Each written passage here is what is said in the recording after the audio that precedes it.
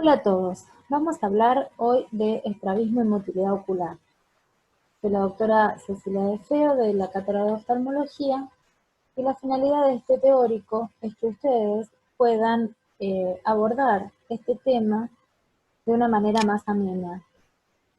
Lo importante y lo que queremos desde la cátedra es que sepan estrabismo para médicos generalistas, para pediatras, para neurólogos, no para oftalmólogos. Es un capítulo muy importante dentro de la oftalmología y sería imposible de abarcar e inútil para hacerlo en el pregrado porque no les sería de utilidad en su práctica clínica cotidiana. Vamos a definir qué es el estrabismo. Es la pérdida del paralelismo de los ejes oculares con alteración de la visión binocular.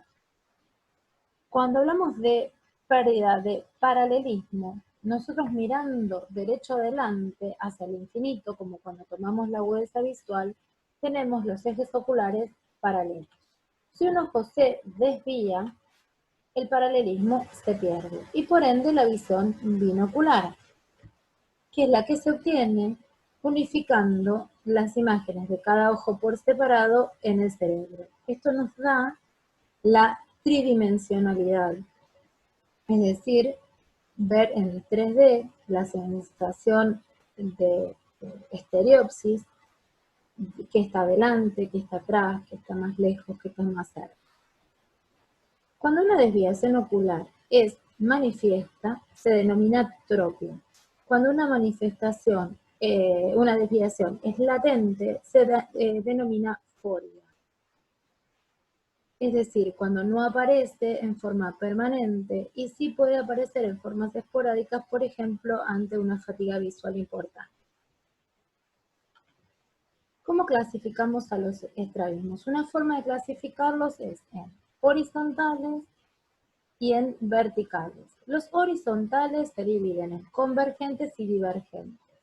Convergentes, endotropias o esotropias, es cuando el ojo no fijador, es decir, con el cual no está mirando al paciente, se desvía hacia adentro. Y divergente o exotropia, cuando el ojo no fijador se desvía hacia afuera. También pueden ser verticales, hipertropias e hipotropias según se desvía hacia arriba o hacia abajo.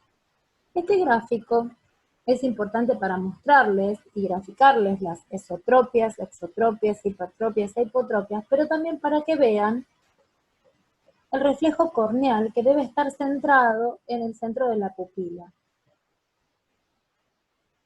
Fíjense que cuando el ojo se encuentra desviado, por ejemplo en este caso hacia adentro, el reflejo pupilar se va hacia afuera, y cuando el ojo se encuentra desviado hacia afuera, el reflejo pupilar se desvía hacia adentro. En este caso, donde acá vemos estrabismos que son realmente muy manifiestos, sin necesidad de mirar el reflejo pupilar, nos damos cuenta que el ojo está desviado. Pero hay casos en los cuales no es tan manifiesto el estrabismo, sino que son de ángulo muy pequeño, son muy sutiles, y aquí el reflejo pupilar es de gran utilidad. Esto se puede realizar mediante el uso de una linterna común, como la que usamos para revisar la garganta de un paciente o para ver los reflejos pupilares, miosis, miriasis, etc. Poniéndonos delante del paciente, enfocándole la luz sobre los ojos y evaluando si están centrados o no. Este test se denomina test de Hirschberg, que lo vamos a ver más adelante con más profundidad. Tiene que repasar la anatomía y la inervación de los músculos extraoculares y su función. Esto es importante para que después puedan entender los diferentes tipos de estrabismos y de parálisis. Quiero que solamente se centren en la función primaria de cada músculo, porque no es necesario en el pregrado profundizar en otras funciones, ¿cierto? Les voy a aclarar dentro de esta diapositiva dos palabras que pueden llevar a confusión, o puede ser que no lo entiendan, que es la inciclotorsión y la exciclotorsión, que son patrimonio de los músculos oblicuos. La inciclotorsión es cuando el ojo rota hacia adentro y la exciclotorsión es cuando el ojo rota hacia afuera, tomando hora 12, es decir, la parte superior de la córnea, como punto de referencia en la torsión. Normalmente estos movimientos nosotros no los vamos a estar observando, pero sí es importante que ustedes tengan en cuenta que se están produciendo para que los ojos no giren aleatoriamente. Sobre todo cuando nuestro cuerpo gira, da vueltas o estamos en una calecita. Puede aparecer movimientos de ciclo de oxiciclotorsión en los nistagmos rotatorios cuando hay trastornos bulboprotuberanciales importantes. Esto se da en pacientes por lo general que tienen trastornos importantes del sistema nervioso central. Acá tenemos un gráfico de los músculos extraoculares para que vean cuál es su localización, el trayecto, la inserción de los mismos. Con respecto a la inervación, un consejo es que los traten de agrupar. La mayoría están inervados por el tercer paro motor ocular común. El oblicuo mayor está inervado por el patético o cuarto par craneal. Y el recto externo o recto lateral va a estar inervado por el sexto par craneal o motor ocular externo. Vamos a hablar un poquito de las leyes de la motilidad. Para que cada movimiento ocular exista, tienen que existir un par de músculos con acción opuesta o antagónica. ¿Qué quiero decir con esto? Tomamos un ejemplo. Si yo voy a mirar hacia la derecha, el recto externo de mi ojo derecho se contrae y se va a tener que relajar el recto interno de mi ojo derecho, porque si no el músculo quedaría en posición primaria de la mirada.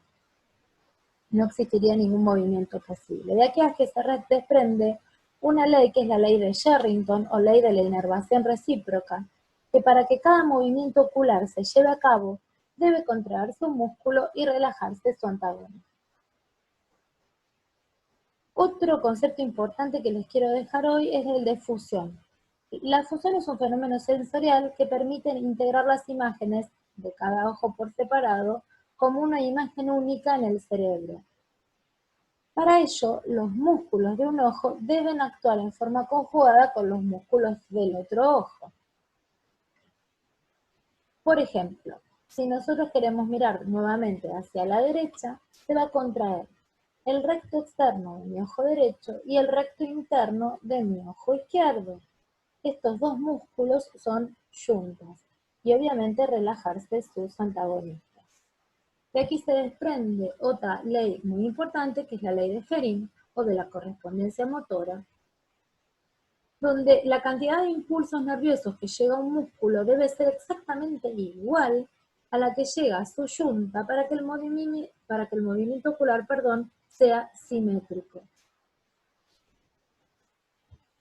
De los movimientos oculares también tienen que recordar estas definiciones, que es posición primaria de la mirada, que también la van a encontrar escrita como PPM, es la posición de la mirada con la cabeza mirando derecho adelante o al infinito.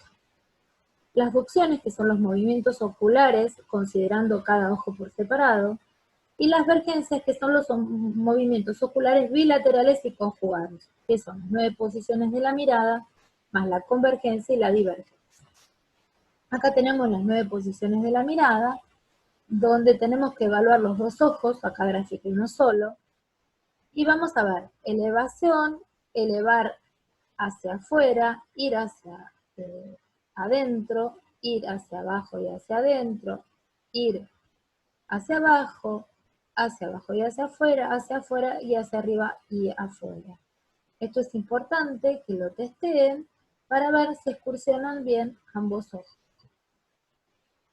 Los movimientos binoculares o versiones son movimientos que se hacen en forma conjugada, la dextroversión hacia la derecha, levoversión a la izquierda, supra e infraversión arriba y abajo. Después la convergencia, que es cuando los dos ojos van hacia adentro, en ese caso es para la mirada próxima, cercana, por ejemplo en la lectura, y la divergencia, que se produce desde la convergencia hacia posición primaria de la mirada. ¿Cómo diagnosticamos un estrabismo? Lo abordamos como cualquier paciente clínico. Primero comenzamos con una buena anamnesis, le preguntamos si tiene pacientes estrábicos en la familia o no, si cuando nació tuvo un parto normal o fue un parto distóxico o patológico, la presencia de trastornos neuromotores, endocrinos, en qué edad comenzó, si en el recién nacido o aparece en forma intermitente o en forma constante en los primeros años de la vida o en el adulto. Inspeccionar la cabeza, la existencia no de una desviación ocular y también la posición de la cabeza, porque muchas veces para no ver doble los pacientes adoptan posturas de la cabeza especiales, hacia la derecha, hacia la izquierda, hacia atrás, y en ese caso se llama tortícolis ocular y es para bloquear la visión doble. Evaluar las facies del paciente, si tiene epicanto, hipertelorismo, exoftalmos, las presencias de pseudoestrabismo que vamos a aplicar más adelante exactamente qué son y cómo se diagnostican, y obviamente realizar el examen oftalmológico completo. ¿Cuáles son los test diagnósticos?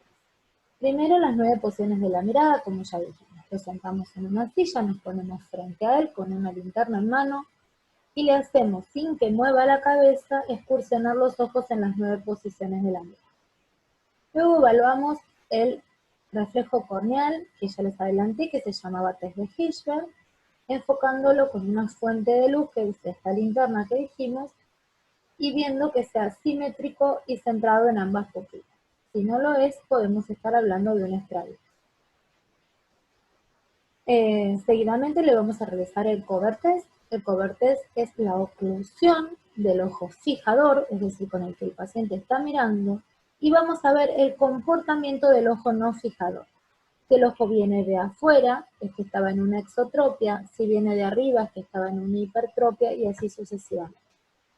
El cover and cover test es para poner de manifiesto las forias, y aquí vamos a estar mirando el ojo que está tapado.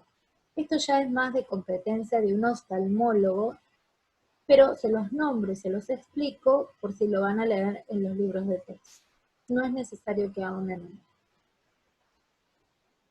Los prismas son unas lentes especiales que son diferentes a las que venimos viendo con los vicios de refracción, que tienen forma trapezoidal y que desvían los rayos de luz y que se utilizan para el diagnóstico de estrabismo.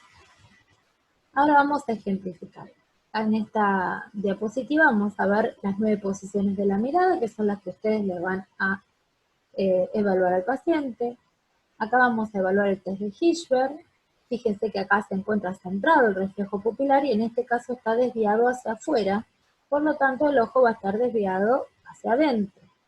Acá aparentemente tiene 2 milímetros, por eso decimos que tiene 15 grados, o 14 dioptrías prismáticas. Voy a pasar a explicarles ahora cómo hacer. Esto es un ejemplo del cover test. Acá tiene un oclusor, pero no necesariamente el evaluador tiene que tener un oclusor. Puede simplemente tener la mano puesta delante del ojo y ver el comportamiento del ojo destapado, si viene de afuera, si viene de adentro, de arriba o de abajo, porque el ojo no fijador va a tratar de retomar la posición primaria de la mirada. Acá tenemos los prismas, cómo van a desviar los rayos de luz, y el ejemplo de una niña que tiene una esotropia. Le vamos anteponiendo prismas hasta que centremos el reflejo pupilar. En ese momento miramos el valor del prisma y decimos tiene, para un prisma de 20 dioptrías prismáticas de desviación. Esto es importante porque nos permite cuantificar el estrabismo, ya sea para evolucionarlo en el caso que sea una paresia o una parálisis, o para hacer un diagnóstico pre-quirúrgico y postquirúrgico, diagramar una cirugía en el caso que sea necesario. Acá tienen la caja con los prismas, tenemos prismas muy delgaditos hasta prismas con mayor potencia, que son los más anchos, y los vamos anteponiendo hasta lograr centrar el reflejo pupilar. Bueno, acá vamos a ver cómo usamos un simulador de estrabismo. Lo pueden encontrar en la página web y sería bueno que lo usen para así se amigan un poco con el tema. Vamos a simular que este paciente tiene un estrabismo en el ojo izquierdo, una exotropia de 45 dioptrías prismáticas. Ahora vamos a ver cómo llegamos a él. Lo primero que le vamos a hacer es el reflejo corneal, y vamos a ver que en este ojo, que es el ojo fijador, está centrado en el ojo derecho, y en el ojo izquierdo vamos a ver que el reflejo se encuentra prácticamente en el limbo esclerocorneal. Vamos a usar el cover test, ocluimos el ojo fijador, y ustedes fíjense que el ojo izquierdo intenta retomar la fijación, es decir, viene de afuera hacia adentro. Lo volvemos a repetir para que lo vean nuevamente. Ahí está el ojo fijador, el ojo no fijador, pongo el oclusor y fíjense acá cómo se centra el reflejo nuevamente porque el ojo retomó la fijación. Ahora yo quiero saber cuántas dioptrías prismáticas tiene este estrabismo, entonces utilizo los prismas, que es el test de Krinsky. El prisma siempre lleva el vértice para el lado de la desviación. Como la desviación es hacia afuera, el vértice del prisma va a estar hacia afuera, la parte más finita. Lo antepongo al ojo y fíjense que el reflejo se reposicionó, pero no está centrado. Quiere decir que todavía no llegamos al valor de este estrabismo. Si tuviéramos una caja de pruebas, este es un prisma de 20, como ven, si tuviéramos una caja de pruebas, tomaríamos otro prisma de la caja. Para ahorrar tiempo vamos a utilizar un prisma de 45 dioptrías, lo antepongo al ojo y fíjense cómo el reflejo pupilar se encuentra nuevamente centrado. Entonces ahí me doy cuenta que este era una exotropia del ojo izquierdo de 45 dioptrías prismáticas. Espero que lo usen y que les sea de ayuda y que les sea claro. Ahora vamos a hablar de las leyes de sensorialidad. Para que las imágenes de cada ojo puedan integrarse a nivel cerebral y verse como una imagen única, es necesario que caigan en la misma zona de la retina, puntualmente en la fovea, que es la zona de mayor visión y de mayor discriminación de la agudeza visual. Si un ojo se encuentra desviado, el ojo que fija va a caer la imagen en la fovea y en el ojo que está desviado va a caer en cualquier otro sector de la retina. Entonces se pierde la binocularidad. Gracias a la binocularidad, como dijimos anteriormente, tenemos la estereopsis y la visión tridimensional. Es importante recordar que la visión se desarrolla madurativamente hasta los 5 o 6 años de vida, con el estímulo neurosensorial. A medida que las retinas y la vía óptica es estimulada, vamos desarrollando la visión madura que vamos a tener de adultos. Un bebé recién nacido, un niño de 2, un niño de 4 y un niño de 6, y un adulto no ven lo mismo. El niño de 6 probablemente sí vea lo mismo que el adulto. ¿Qué ocurre si esto no pasa? Por ejemplo, que tiene un vicio de refracción alto el paciente, o que tiene un estrabismo, o tiene una catarata. No llega el estímulo visual a la retina y no se desarrolla la visión de ese ojo. Entonces se convierte en un ojo vago o amblíope. ¿Qué quiere decir? Que va a tener una visión precaria o rudimentaria, sin causa orgánica, y que después de los 5 o 6 años de edad, nosotros queremos corregir esta causa, por más que le saquemos la catarata, le revisemos el ojo, le pongamos el anteojo, ese ojo no va a ver. De ahí la importancia del diagnóstico precoz de estos casos en la infancia. Si es necesario darle un lente, una catarata, operarla lo antes posible, es prácticamente una emergencia, o en el caso de un estrabismo, primero tratar de estimular el ojo para que vea, penalizándolo, y después haciendo una corrección quirúrgica de ser necesario, para que ese niño de adulto pueda tener una buena visión y no una visión pobre o muy rudimentaria. También es importante decir que la retina se desarrolla madurativamente en los 6 primeros meses de vida posteriores al nacimiento, en un niño de término, ¿cierto? Esto es muy importante tener en cuenta, porque los recién nacidos, puede ser que en determinadas ocasiones, cuando intenta fijar, por ejemplo, en el amamantamiento, puede ser que un ojo se desvíe o que no logre una buena convergencia. Y esto puede ocurrir hasta los 3 meses de vida, ¿sí? Es por falta de madurez neurosensorial. Más allá de este lapso, esto es algo patológico. Pero también tienen que tener en cuenta que si un chico nace con los ojos desviados en forma permanente, eso no, es un estrabismo y no es falta de madurez, ¿no? Los mecanismos de compensación en el estrabismo no son lo mismo en el adulto que en el niño. En el adulto que no tenía un ojo desviado, no existe compensación. Ocurren dos eventos, la diplopía, que es la visión doble, en este caso les dibujé una mano que la ve como duplicada, que puede ser más espaciada cuanto mayor sea la amplitud del estrabismo, o la confusión cuando ven dos objetos superpuestos. En cambio, en el niño no presenta ni diplopía ni confusión, hasta los 5 o 6 años. El cerebro del niño suprime la imagen del ojo desviado. La suprime primero en forma transitoria, pero este escotoma de supresión puede ser permanente si pasamos los 5 o 6 años de vida y no corregimos la causa. Es lo que les expliqué anteriormente, que es la ambliopía. Entonces, nosotros tenemos que ir a rescatar primero la visión de ese ojo que no está usando, que está anulando a nivel cerebral. ¿Cómo lo hacemos? Ocluyendo el ojo fijador. Generalmente se usan parches, pero también se pueden utilizar gotas dilatadoras de la pupila, cristales hipercorregidos o cristales opalescentes. Lo más práctico y lo que más se usa son los parches. Acá tenemos el ejemplo de un parche. Este es un parche clásico, existen parches ahora que vienen con dibujitos de piratas, de princesas, de superhéroes, para que tengan más adherencia los chicos al uso. Es importante la colaboración de la familia y el tiempo de uso ha ido variando con la modalidad con los años. Antes se tapaban por días, tantos días el ojo fijador, para que use el no fijador y después ocluir el no fijador menos tiempo. Ahora es por horarios del día, para que sea mucho más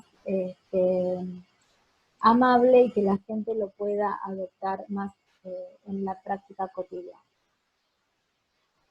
Otra clasificación de los estrabismos es en comitantes e incomitantes o paralíticos. El comitante es aquel estrabismo que cuando le hacemos las 9 posiciones de la mirada, el ángulo de desviación siempre va a ser constante. En cambio, el incomitante o paralítico, cuando nosotros le hacemos las 9 posiciones de la mirada, va a ser un ángulo variable. ¿A qué me refiero con esto? Si yo tengo una parálisis del recto externo del ojo derecho, cuando miro a la izquierda, el ángulo va a ser 1. Y cuando vaya a mirar a la derecha, este ojo funciona bien y este no lo hace. Entonces ahí estamos en presencia de un ángulo variable. Los estrabismos comitantes o de ángulo constante se dividen en esenciales y en estrabismos sensoriales. No es necesario que ahonden en esto y que profundicen en esto, porque realmente no es importante para la práctica de un médico generalista, que es lo que apuntamos a formar en la Universidad de Medicina. Si alguno después va a seguir oftalmología y oftalmología puntualmente, bueno, lo va a hacer. Pero realmente no es necesario que tengan este concepto, solamente su existencia y saber diferenciar. Acá refrescamos un poquito, normalmente si estaríamos en el aula, hablaríamos de las esotropias, que ven, que no ven, cómo nos estaríamos manejando, pero bueno, la dejé esta imagen para mostrarles que este ojo es el ojo fijador, este ojo no es el ojo fijador, y tiene, fíjense, el reflejo corneal, entre comillas, prácticamente en la esclera. En este caso, cualquiera se da cuenta que tiene un estrabismo. Este caso es más sutil. Fíjense, este es el ojo fijador, está centrado el reflejo en la pupila, y en este caso está desviado hacia adentro. Por lo tanto, el ojo está hacia afuera. Es una buena forma de darnos cuenta rápidamente. En los casos más sutiles es donde está el desafío diagnóstico, sobre todo en las personas que no hacen estrabismo, ¿no? El diagnóstico diferencial es con los pseudoestrabismos. Acá es importante ver las fases del paciente. Tenemos, por ejemplo, pacientes con epicanto, que es este repliegue del párpado superior, que se da en pacientes orientales o en pacientes que tienen síndrome de Down, y cuando miran hacia un lado o hacia el otro, un ojo se esconde un poco más en ese repliegue del párpado y en apariencia tiene un estrabismo cuando no lo tiene. El desafío es cuando un paciente con epicanto también tiene un estrabismo. ¿Cómo hacemos para hacer el diagnóstico diferencial? Le hacemos hacer las 9 posiciones de la mirada, el test de Hirschberg, si el test de Hirschberg está centrado, y el cover test no es normal, no tiene movimiento de un lado hacia el otro, como que el ojo estuviera reposicionándose en la fijación, estamos en presencia de un pseudoestrabismo. Acá tenemos el hipertelorismo, cuando los ojos están muy separados. Estos generalmente vienen acompañados de otros síndromes congénitos, pero bueno, es gráfico para marcarles que también cuando hacen miradas hacia los laterales, un ojo parece esconderse más que el otro. Esto también ocurre en niños sanos, pequeños, que tienen el puente ancho de la nariz, porque todavía no tienen formado totalmente el macizo craneofacial y los huesos propios.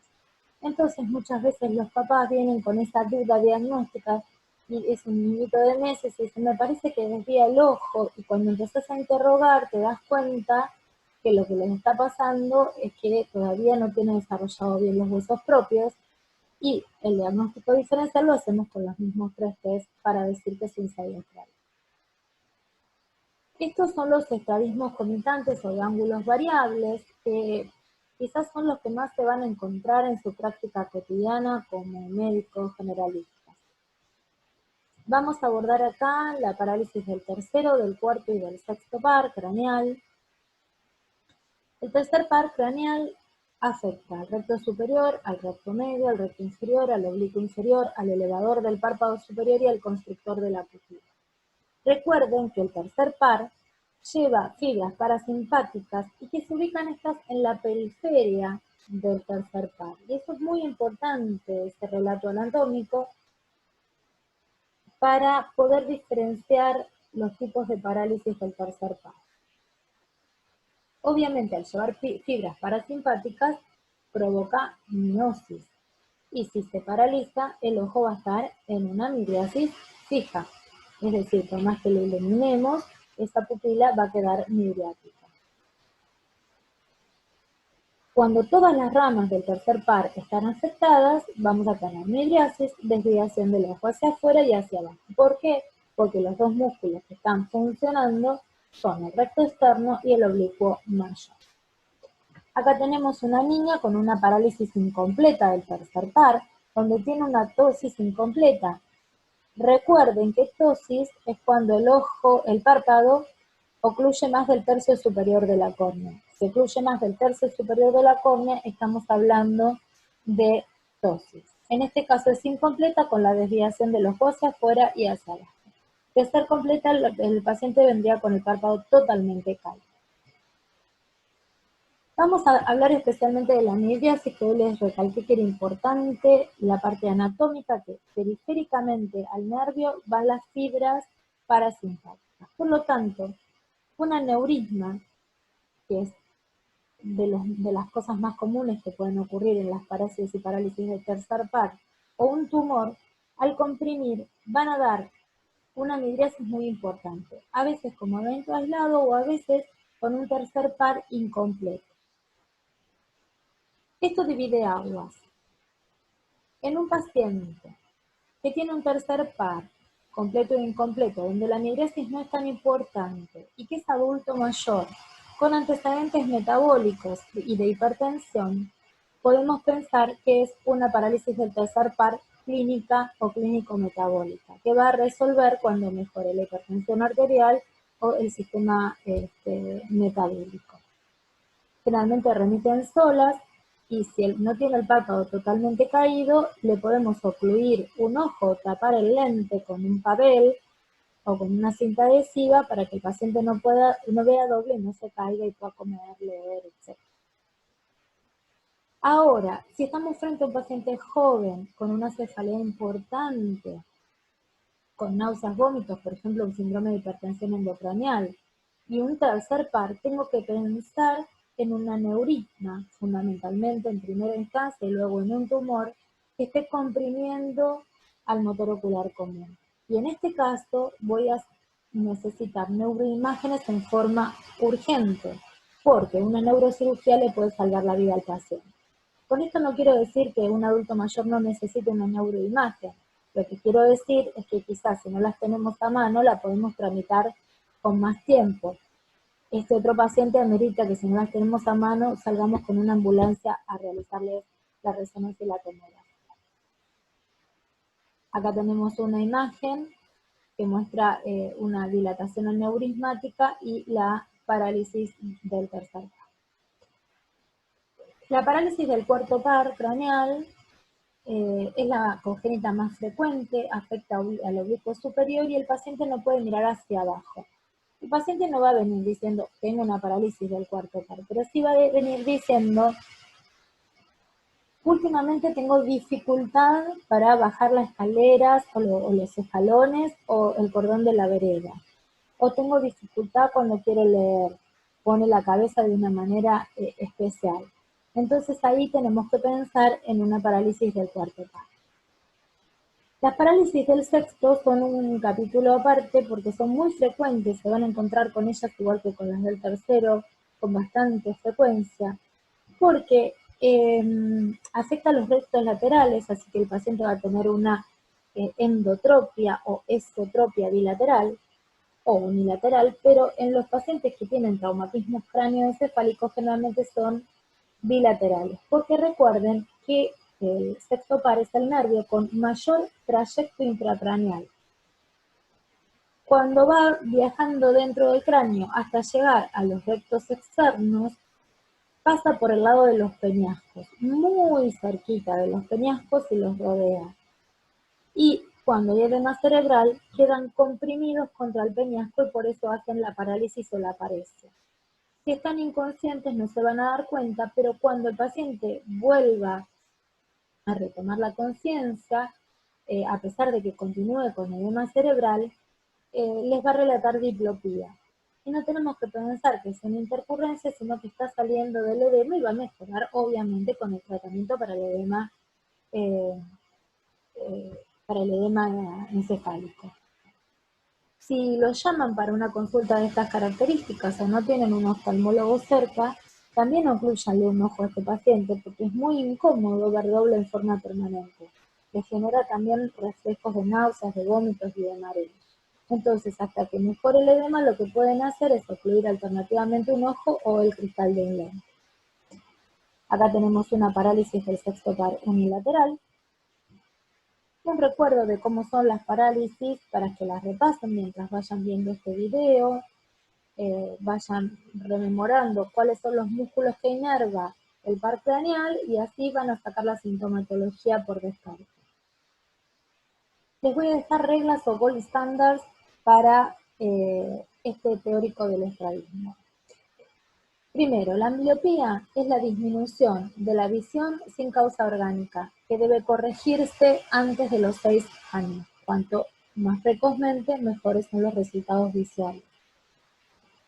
El pseudoestrabismo, tenerlo presente, y es cuando un paciente aparenta tener el ojo desviado y hacemos el diagnóstico diferencial con las 9 posiciones de la mirada, el test de Hirschberg y el cover test normal.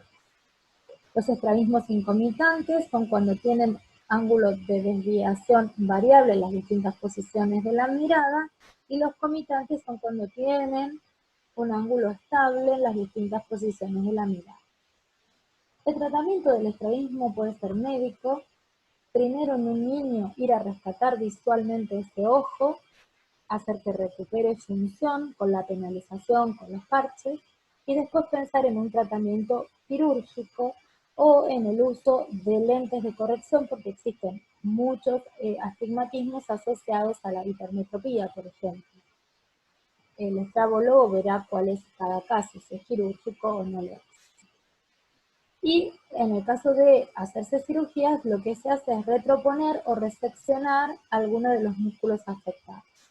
No me parece importante ahondar en esto porque esto es más de la especialidad y no para un médico generalista.